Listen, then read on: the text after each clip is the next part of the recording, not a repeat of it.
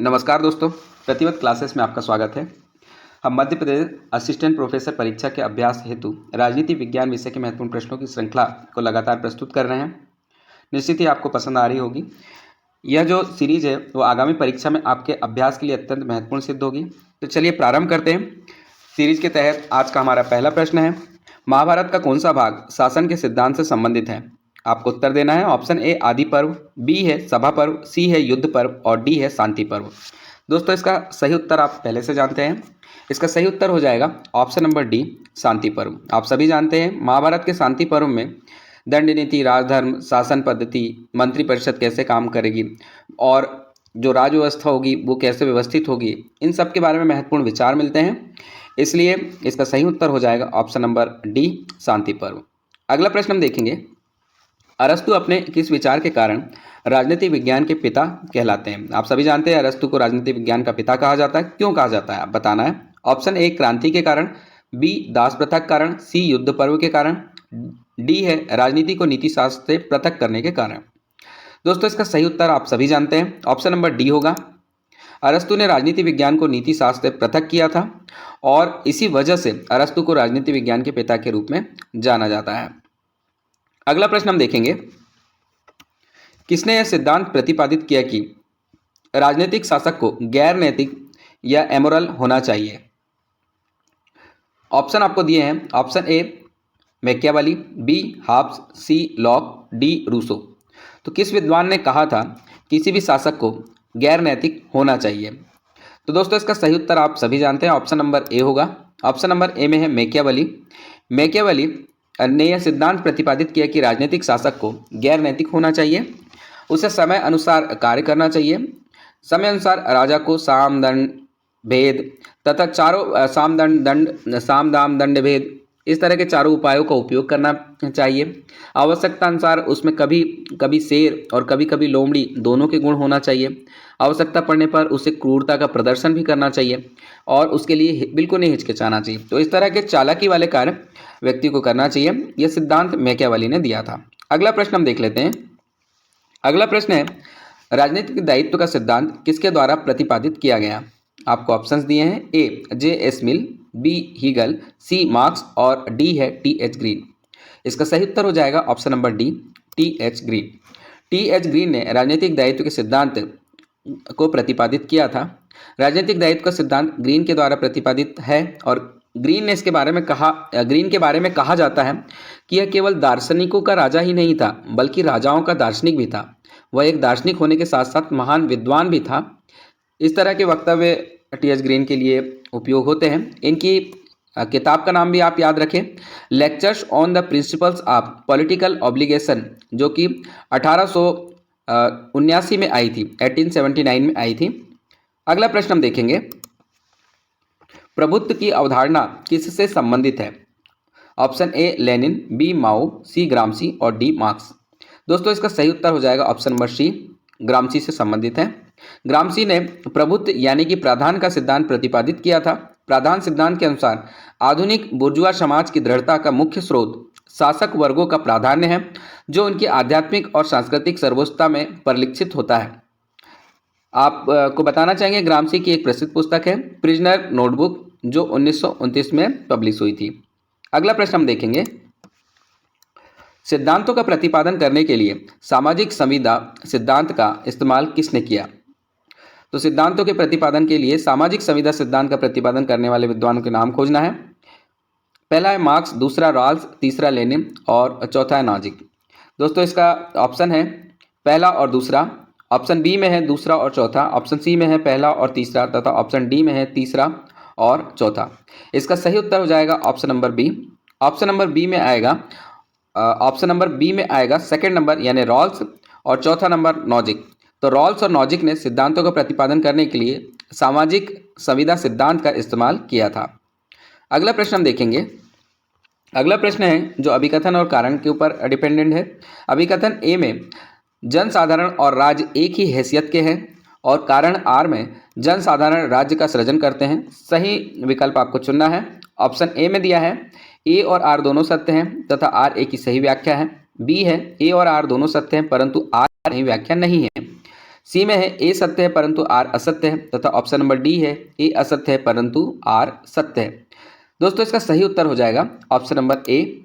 Option number ए के तहत ए और आर दोनों सत्य है तथा आर ए की सही व्याख्या है, यानी कि जनसाधारण एवं राज्य एक ही हैसियत के हैं।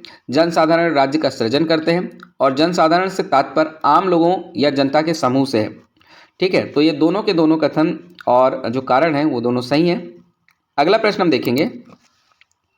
अगला प्रश्न है, जिस क्रम में राजनीतिक विचारकों ने अपने सिद्धांतों का प्रतिपादन किया वो सही क्रम बताइए। आपको बताना है किसके बाद में कौन सा विद्वान आया था। ऑप्शन दिया है, ऑप्शन ए मैकियावेली, फिर हॉब्स, फिर रूसो, फिर Mill. Option number B Machiavelli, Rousseau, Hobbes, फिर मिल। ऑप्शन नंबर सी में हॉब्स, मैकियावेली, रूसो और मिल, तथा डी है हॉब्स, रूसो, मिल और उसके बाद में मैकियावेली। इसका सही उत्तर दोस्तों आप पहले से जानते होंगे, ऑप्शन नंबर ए इसका सही उत्तर है। यानी सर्वप्रथम मैकियावेली के सिद्धांत आए थे। मैकियावेली 16वीं शताब्दी के विद्वान थे और 16वीं शताब्दी के प्रारंभिक वर्षों में उन्होंने अपने विचार देना प्रारंभ किया था। उसके बाद में जो हॉब्स है वो 17वीं शताब्दी के मध्य में आते हैं। रूसो की अगर बात करें तो 18वीं शताब्दी के मध्य में रूसो विद्वान आए थे, और मिल की बात करें तो 19वीं शताब्दी के मध्य में मिल के विचारक आए थे और इन्होंने अपना सिद्धांत प्रतिपादित किया था। इस प्रकार से सर्वप्रथम मैकियावेली, फिर हॉब्स, फिर रूसो और फिर मिल आए थे। अगला प्रश्न देखेंगे। डेविड ईस्टन के अनुसार निम्न में कौन सी क्षमा चाहेंगे, यहाँ पे लिखा है राजनीतिक व्यवस्था में नियामक कार्यविधियाँ होती है। तो डेविड ईस्टन के अनुसार आपको बताना है राजनीतिक व्यवस्था में नियामक कार्यविधियाँ कौन कौन सी होती हैं। ऑप्शन दिए हैं, ऑप्शन ए सामाजिक सांस्कृतिक मानदंड, ऑप्शन बी संप्रेषण मार्ग, ऑप्शन सी निस्सारक क्षमताएं और ऑप्शन डी वितरणात्मक क्षमताएं। दोस्तों इसका सही उत्तर हो जाएगा option number A. Option number A में आएगा सामाजिक सांस्कृतिक मानदंड। समाज स्वयं एक व्यवस्था है जिसका निर्माण राजनीतिक व्यवस्था के अतिरिक्त अन्य व्यवस्थाओं जैसे आर्थिक, सांस्कृतिक, शैक्षणिक, धार्मिक और जैविक व्यवस्थाओं से होता है। इसी वजह से डेविड ईस्टन ने कहा है कि राजनीतिक व्यवस्था की नियामक कार्यविधियों में सामाजिक सांस्कृतिक मानदंड शामिल होते हैं। अगला प्रश्न हम देखेंगे। निम्नलिखित में से किसने राजनीतिक व्यवस्थाओं को राजनीतिक प्रजातंत्र, परिरक्षक प्रजातंत्र, आधुनिक अल्पतंत्र, सर्वसत्तात्मक अल्पतंत्र और पारंपरिक अल्पतंत्र में वर्गीकृत किया है। तो ये अलग अलग प्रकार के तंत्रों के विषय में बात की है। किसने किया है आपको बताना है। विद्वानों के नाम हैं। ऑप्शन नंबर ए में है Edward Shils, option number B Lucian Pye, C में है AFK आर्गेंस्की और डी है डेविड एप्टर। दोस्तों इसका सही उत्तर हो जाएगा option number A Edward Shils. Edward Shils ने राजनीतिक व्यवस्थाओं को राजनीतिक प्रजातंत्र, परिरक्षक प्रजातंत्र, आधुनिक अल्पतंत्र, सर्वसत्तात्मक अल्पतंत्र और पारंपरिक अल्पतंत्र के रूप में वर्गीकृत किया है। अगला प्रश्न हम देख लेते हैं। अगला प्रश्न है, निम्न की संघीय व्यवस्था अवशिष्ट शक्तियां राज्यों में निहित है। तो आपको बताना है किन देशों में अवशिष्ट शक्तियां राज्यों में निहित हैं। ऑप्शन ए, क्षमा चाहेंगे इसमें देशों के नाम लिखे हैं। पहला है अमेरिका, दूसरा भारत, तीसरा स्विट्जरलैंड और चौथा है कनाडा। इसमें ऑप्शन दिए हैं, ए पहला और दूसरा, बी में दूसरा और तीसरा, ऑप्शन सी में तीसरा और चौथा, ऑप्शन डी में पहला और तीसरा। इसका सही उत्तर हो जाएगा option number D. Option number D में आएगा पहला और तीसरा। यानी अमेरिका और स्विट्जरलैंड की अगर बात करें तो इनकी संघीय व्यवस्था में अवशिष्ट शक्तियां राज्यों के पास है, जबकि भारत और कनाडा जैसे देश में अवशिष्ट शक्तियां केंद्र के पास में होती हैं। अगला प्रश्न हम देखेंगे। निम्न में से किसका विधि के शासन से घनिष्ठ संबंध है। आपको ऑप्शन दिए हैं, ए लिखित संविधान का, बी न्यायिक सर्वोच्चता का, सी शक्तियों का पृथक्करण तथा डी सीमित सरकार का। दोस्तों इसका सही उत्तर हो जाएगा option number D. Option number D में है सीमित सरकार का विधि के शासन से घनिष्ठ संबंध है। विधि के शासन के तीन अर्थ हैं। विधि के शासन में आता है कोई भी व्यक्ति कानून से परे नहीं हो सकता है, बिना अपराध के दंडित नहीं किया जाना चाहिए, और तीसरा संविधान के सामान्य सिद्धांत न्यायिक निर्णयों के परिणाम होते हैं। तो इस हिसाब से सीमित सरकार में गुण पाए जाते हैं। इसका संबंध विधि के शासन से, इसी वजह से सीमित सरकार का विधि के शासन से घनिष्ठ संबंध होता है। अगला प्रश्न देखेंगे। निम्नलिखित में से कौन सी राजनीतिक पार्टी विश्व की समाजवादी पार्टियों यानी दलों का अगुवाई बताई गई है। तो समाजवादी पार्टियों के अगुवा के रूप में किसे माना जाता है। इंडियन नेशनल कांग्रेस, बी में है अमेरिका की डेमोक्रेटिक पार्टी, सी में है ब्रिटिश लेबर पार्टी और डी में है फ्रांस की क्रिश्चियन डेमोक्रेटिक पार्टी। दोस्तों इसका सही उत्तर हो जाएगा option number C. Option number C में है ब्रिटिश लेबर पार्टी जो है वो विश्व में समाजवादी पार्टियों के दलों की अगुवा बताई जाती है, यानी इसको देखकर ही अन्य समाजवादी पार्टियां बनी हैं, ऐसा आप मान सकते हैं। अगला प्रश्न हम देखेंगे, इग्निटिंग माइंड्स के लेखक कौन है? Option number A J N. Dixit, B Joginder Singh, C Vipin Chandra, D A P J. Abdul Kalam. इसका उत्तर आप सभी भली भांति जानते हैं। दोस्तों इसका सही उत्तर हो जाएगा option number D A P J. Abdul Kalam. A P J. Abdul Kalam ने इग्नाइटेड माइंड्स जो किताब है इसका अगर पूर्ण शीर्षक की बात करें तो ignited minds unleashing the power within India है। 2002 में इसका प्रकाशन हुआ था। अगला प्रश्न हम देखेंगे, संविधान का 93वां संशोधन निम्न में से संबंधित है। तो संविधान का 93वां संशोधन किससे संबंधित है बताना है। ऑप्शन दिए हैं, ए पंचायती राज संस्थाएं, बी विधानमंडलों में स्त्रियों के आरक्षण, सी शैक्षिक संस्थाओं में ओबीसी का आरक्षण, डी मौलिक कर्तव्य। इसका सही उत्तर हो जाएगा ऑप्शन नंबर सी शैक्षिक संस्थाओं में ओबीसी का आरक्षण। 93वां संशोधन 2005 में आया था। राज्यों को सामाजिक और शैक्षणिक दृष्टि से पिछड़े वर्गों, अनुसूचित जातियों एवं अनुसूचित जनजातियों के लिए शैक्षणिक संस्थानों में आरक्षण करने हेतु विशेष उपबंध बनाने की शक्ति प्रदान की गई थी।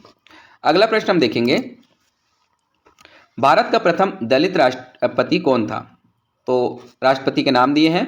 Option number A Giani Zail Singh, B A P J. Abdul Kalam, C K R. Narayan और डी फखरुद्दीन अली अहमद। दोस्तों इसका सही उत्तर हो जाएगा option number C K R. Narayan Bharat के प्रथम दलित राष्ट्रपति थे।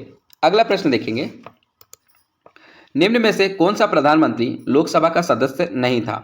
प्रधानमंत्री के नाम दिए हैं, बताना है कि कौन लोकसभा का सदस्य बनने से पहले ही प्रधानमंत्री बन चुके थे। ऑप्शन नंबर ए में है पंडित जवाहरलाल नेहरू, बी है लाल बहादुर शास्त्री, सी है पी.वी. नरसिम्हा राव और डी है एच.डी. देवेगौड़ा। दोस्तों इसका सही उत्तर हो जाएगा option number D H D. Deve Gowda.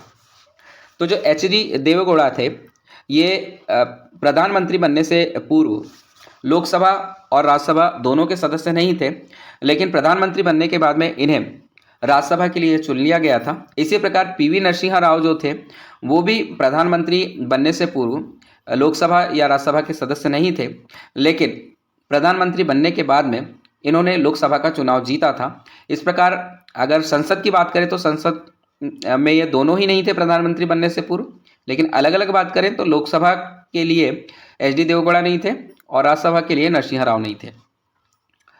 तो ये ध्यान रखिएगा। अगला क्वेश्चन हम देख लेते हैं। अगला क्वेश्चन है, इनमें से कौन सा जिलाधीश का प्रकार नहीं है? तो जिलाधीश कौन सा कार्य नहीं करते हैं ये आपको बताना है। ऑप्शन नंबर ए में है तकावी ऋणों की वसूली, बी में है भूमि अभिलेख का अनुरक्षण, सी है न्याय पंचायतों के निर्णयों के विरुद्ध अपील की सुनवाई तथा डी है राजस्व की वसूली। दोस्तों इसका सही उत्तर हो जाएगा option number C. Option number C में है न्याय पंचायत के निर्णयों के विरुद्ध अपील की सुनवाई। ये जिलाधीश के कार्य नहीं होते। इसके अलावा बाकी के अन्य कार्य जैसे तकावी ऋणों की वसूली करना, भूमि अभिलेख का अनुरक्षण, न्याय पंचायत के निर्णय और राजस्व की वसूली, ये तीन कार्य करते हैं। न्याय पंचायत के निर्णय के विरुद्ध अपील की सुनवाई ये इनका कार्य नहीं होता है। अगला प्रश्न हम देखेंगे। अगला प्रश्न है, किन राज्यों ने 1959 में सर्वप्रथम पंचायत राज्य को क्रियान्वित किया? तो आपको बताना है किन किन राज्यों में पंचायत राज जो है उनका क्रियान्वयन प्रारंभ हुआ था। ऑप्शन नंबर ए राजस्थान और Andhra Pradesh, option number B Rajasthan और Karnataka, option number C Andhra Pradesh और गुजरात, ऑप्शन नंबर सी क्षमा चाहेंगे ऑप्शन नंबर डी तमिलनाडु और राजस्थान। दोस्तों इसका सही उत्तर हो जाएगा option number A. Option number A में आएगा राजस्थान और आंध्र प्रदेश। 1959 में सर्वप्रथम पंचायत राज का क्रियान्वयन हुआ था। तो सर्वप्रथम राजस्थान और उसके जस्ट बाद में आंध्र प्रदेश ने ये पंचायत राज का क्रियान्वयन प्रारंभ किया था। अगला प्रश्न हम देख लेते हैं। नीचे कुछ प्रकार दिए गए हैं, यानी कुछ कार्य दिए गए हैं, उन कार्य के विषय में आपको उत्तर खोजना है। कार्य पहला है समय समय पर राष्ट्रीय योजना के पालन की समीक्षा करना। दूसरा है सामाजिक और आर्थिक नीति के महत्वपूर्ण प्रश्नों पर विचार करना। तीसरा है राष्ट्रीय योजना में निर्धारित उद्देश्यों और लक्ष्यों की प्राप्ति के लिए उपायों की सिफारिश करना। तो ये 3 प्रकार के कार्य हैं। उपयुक्त प्रकार निम्न के द्वारा निष्पादित किए जाते हैं, यानी ये ऊपर जो कार्य बताए हैं वो कौन करता है आपको बताना है। ऑप्शन नंबर ए में है योजना आयोग, बी है मंत्रिपरिषद, सी है राष्ट्रीय विकास परिषद और डी है वित्त आयोग। इसका सही उत्तर हो जाएगा ऑप्शन नंबर सी, यानी राष्ट्रीय विकास परिषद। तो समय समय पर राष्ट्रीय विकास परिषद समय समय पर राष्ट्रीय योजना के पालन की समीक्षा करता है, सामाजिक और आर्थिक नीति के महत्वपूर्ण प्रश्नों पर विचार भी करता है और राष्ट्रीय योजना में निर्धारित उद्देश्यों और लक्ष्यों की प्राप्ति के लिए उपायों की सिफारिश भी करता है। ये समस्त काम राष्ट्रीय विकास परिषद द्वारा किए जाते हैं। अगला प्रश्न हम देखेंगे, नव सार्वजनिक लोक प्रशासन का उद्गमन पहल किससे संबंधित था? तो ऑप्शन आपको दिए हैं। ऑप्शन नंबर ए है American Society of Public Administration, option number B है तुलनात्मक प्रशासन गुट, ऑप्शन नंबर सी है मुन्नो ब्रुक सम्मेलन तथा ऑप्शन नंबर डी है भारतीय लोक प्रशासन संस्थान। दोस्तों इसका उत्तर हो जाएगा option number C, Minnowbrook सम्मेलन। नव सार्वजनिक लोक प्रशासन का उद्गम पहले यानी शुरुआत में मुन्नो ब्रुक सम्मेलन से था और 1968 के बाद लोक प्रशासन के अध्ययन को नवीन लोक प्रशासन के नाम से जाना जाने लगा और उस नाम से यह प्रसिद्ध होता गया। अगला प्रश्न हम देख लेंगे, निम्नलिखित प्रकार के प्रशिक्षणों में से कौन सा जन सेवा में भावी नव भर्ती के लिए व्यक्तियों को तैयार करता है?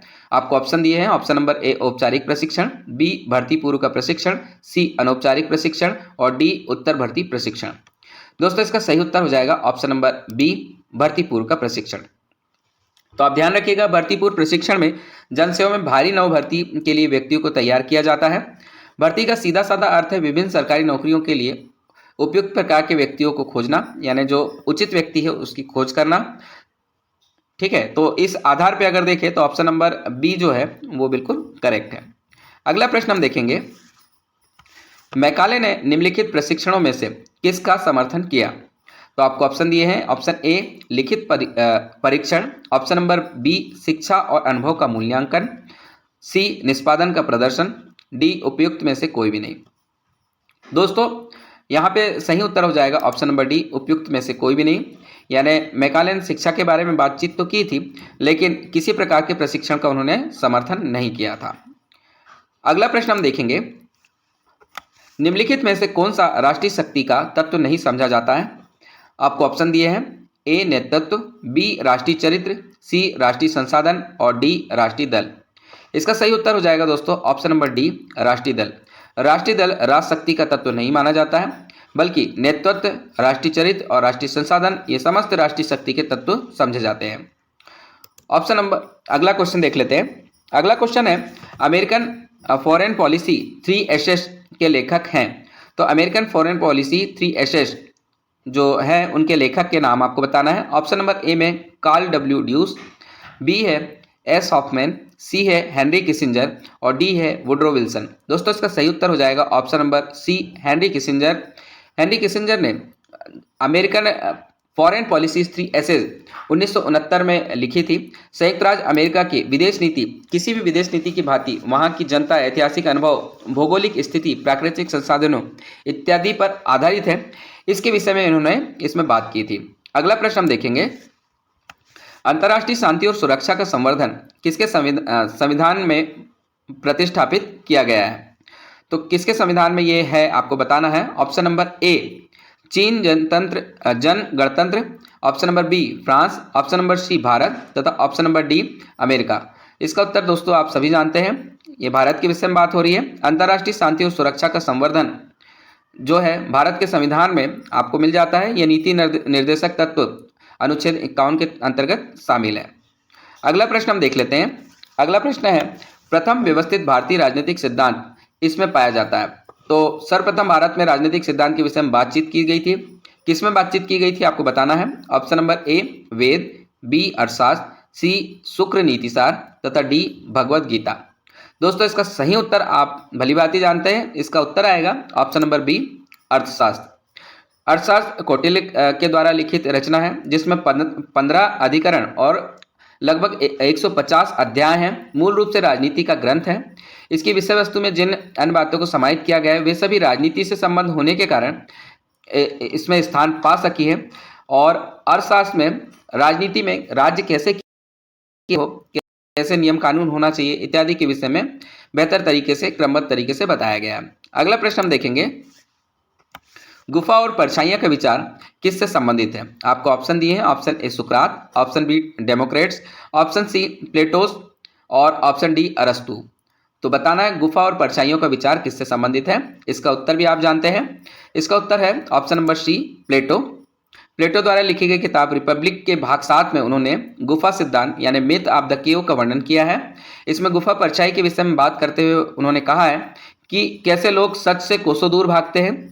वह एक गुफा जैसे क्षेत्र में रह रहे हैं, उन लोगों के समान है जो पूरी जिंदगी में आग की रोशनी को ही सच समझ कर जीते हैं और सूरज की रोशनी से अनजान रहते हैं, यानी वास्तविकता से परे रहते हैं। अगला प्रश्न हम देखेंगे।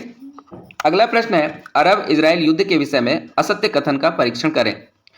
तो आपको बताना है अरब इजराइल युद्ध के विषय में। ऑप्शन नंबर ए, पहला युद्ध 1948-49 में तब शुरू हुआ जब संयुक्त राष्ट्र द्वारा फिलिस्तीन के विभाजन के बाद इजराइल ने खुद को एक स्वतंत्र राष्ट्र घोषित कर दिया। इसका विरोध करते हुए 5 अरब देशों मिस्र, इराक, जॉर्डन, लेबनान और सीरिया ने इजराइल पर हमला कर दिया।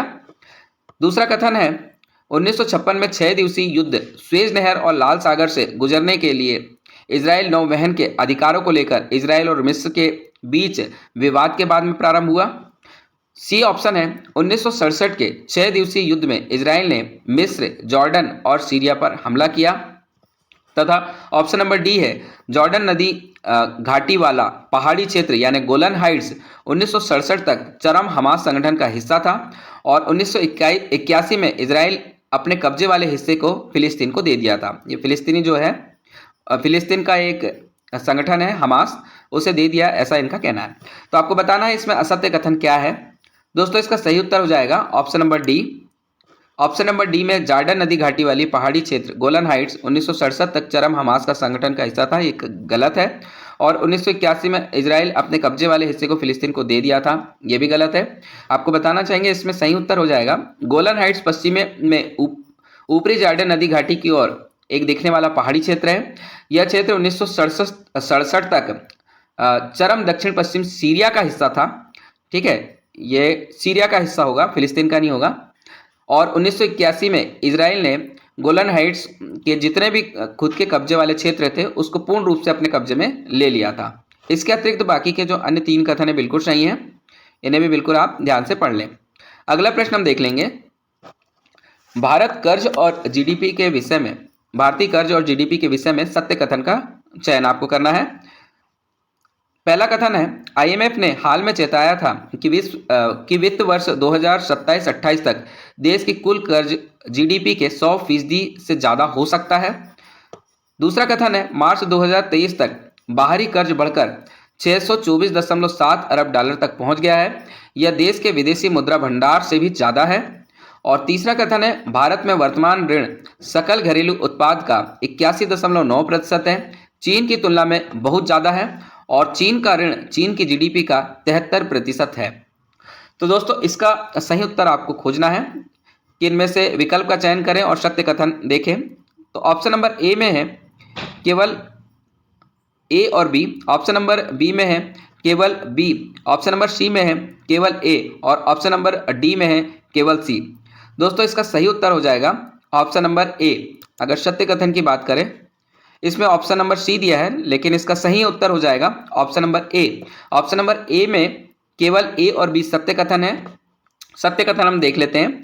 आईएमएफ ने हाल में चेताया था कि वित्त 2027-28 तक देश की कुल कर्ज जीडीपी के 100% से ज़्यादा हो सकता है, बिल्कुल सत्य है। और दूसरा कथन है, मार्च 2023 तक बाहरी कर्ज बढ़कर 624.7 अरब डॉलर पहुंच गया है, यह देश के विदेशी मुद्रा भंडार से भी ज़्यादा है, ये कथन भी बिल्कुल सत्य है। तीसरा कथन बिल्कुल गलत है, इसके विषय में मैं आपको जानकारी दे देता हूँ। भारत में वर्तमान ऋण सकल घरेलू उत्पाद का 81.9% है, यहाँ तक की बात सही है, लेकिन आगे की जो लाइन है उसमें चीन की तुलना में ये लगभग समान है, मतलब लगभग इसी के समान चीन का भी कर्ज है, जो कि चीन का ऋण चीन की जीडीपी का 83% है, 73% नहीं है, यहाँ 83% है। ठीक है, और ये चीन की तुलना में बहुत ज़्यादा नहीं है, लगभग चीन के समान है। ठीक है, तो इस प्रकार से ये जो तीसरा कथन है ये गलत है। इसका सही उत्तर हो जाएगा ऑप्शन नंबर ए। जिसमें ए और बी शामिल हैं। तो दोस्तों ये हमारा अंतिम प्रश्न था। इसी तरह के प्रश्नों के लिए आप हमारे साथ लगातार बने रहिए और अभ्यास करते रहिए। धन्यवाद। जय हिंद।